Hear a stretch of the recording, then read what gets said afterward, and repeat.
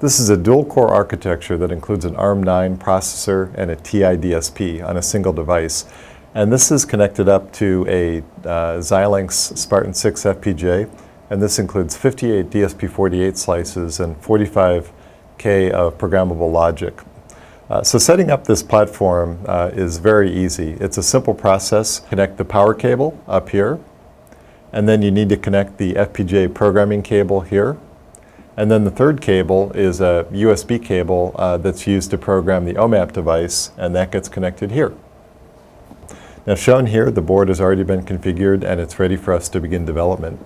In addition to the board, programming this uses development software from both Xilinx and TI. And the way that you configure this board, and I'll go through the process, is the first step I'm going to do is I'm going to configure and program the FPGA with the reference design. And that's done here with the reference design includes a simple automated batch file, which is going to launch our configuration software, and it's going to download the bitstream into the FPGA through this pod here. And this is just completed successfully. Now the next step in running this demo is actually to bring up Code Composer Studio, which I've done here. Sorry if my hand's in the way.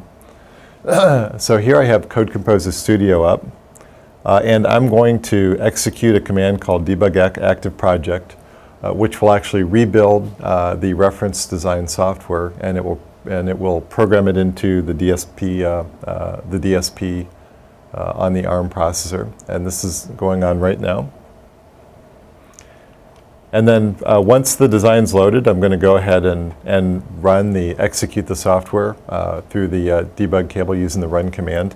And shown here, if you can kind of zoom into this area a little bit, we have a little console window here that lets me run the reference design. Now, imagine a scenario where a developer is going to be trying to run an application on his processor, and he's going to run into a performance bottleneck, and he's going to look to an FPGA to provide a solution for that bottleneck. And that's a scenario that we're going to go through with this out-of-the-box reference design. What I'm going to do is I'm just going to type the letter S on the console, which is going to bring up status. And this is telling me that I have an FT accelerator on the FPGA, but it's configured to off, so it's not being used. I'm going to run a 1024-point FFT transform on the DSP and see what my performance is first, and then we'll see if we can't accelerate that on the FPGA. So to do that, I'm going to type the letter P, which is going to do one processing iteration, and this is going to execute a frame of data on the DSP, and it's going to measure the CPU time. And you can see here, if you can see, it took 323 microseconds. Now remember that number, because what we're going to do now is I'm going to go in here, and by typing the letter M, I am enabling my FFT accelerator. If I type the letter S, I can verify that it's on. And now I want to rerun my processing iteration, or my 1024 data values, through the design using the FPGA accelerator. And when I do that, I now see that the processing time is it's 135 microseconds. This is roughly 3 times faster with the FPGA on there. So you can see that this platform makes it really easy to see how an FPGA can boost the performance of the design.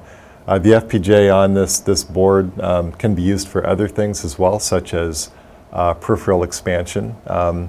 And these kits come with, not only do they let you run the design, but these kits come with tutorials which really teach you how to take this reference design and extend it and modify it for your application. And in this example, we take this 1024 transform, we have the users make it larger, and we see a growing performance boost from the FPGA. And through the tutorials, we'll take it all the way up to a 40x performance boost for a 16K FFT.